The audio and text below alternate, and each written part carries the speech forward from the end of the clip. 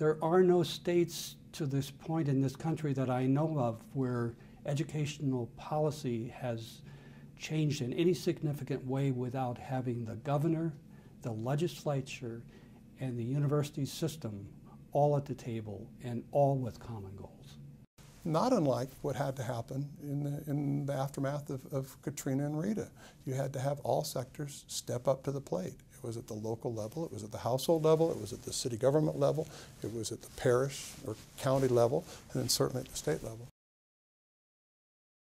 There are 330 civic and business leaders in Ohio who serve as trustees in our public colleges and universities. And so our initiative is really to create an infrastructure that will endure, that will enable these folks who will transcend the term limits of our legislators, our governor, our regents, our chancellor. They will, many of them will still be holding these positions of stewardship and trust.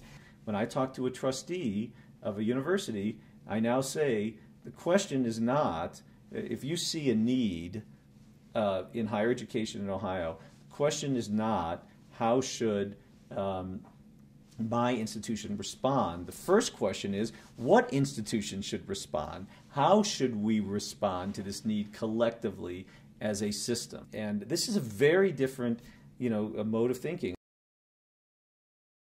There's a very limited time that you can accumulate the knowledge you need to understand the complexity of something like a university system.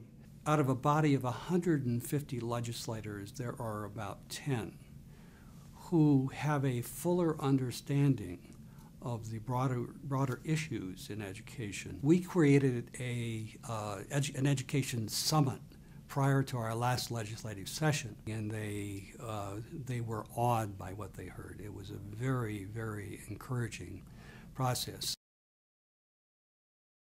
Citizens and taxpayers want elected officials in higher education and their education officials to work together because they see us as all part of one system. We need to understand the pressures that legislators and elected officials, the governor has in trying to meet all the needs of all Arizonans when we represent one sector of that. The flip of that would be for elected officials, including legislators and the governor, to also understand the rich resource that higher education leadership can also bring to the table. We have to help provide the solutions, and we cannot be perceived as being the barrier, but yet we are the problem solvers. We have the intellectual capital. We brag about it all the time.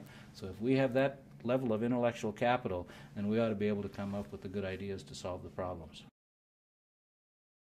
Nobody's opposed to the idea of producing an educated population. If we can build an environment of trust and hearing and listening to each other, and we all have pretty similar agendas, I think there is a lot of opportunity for doing things in different ways that will meet everybody's goal. That is the X factor.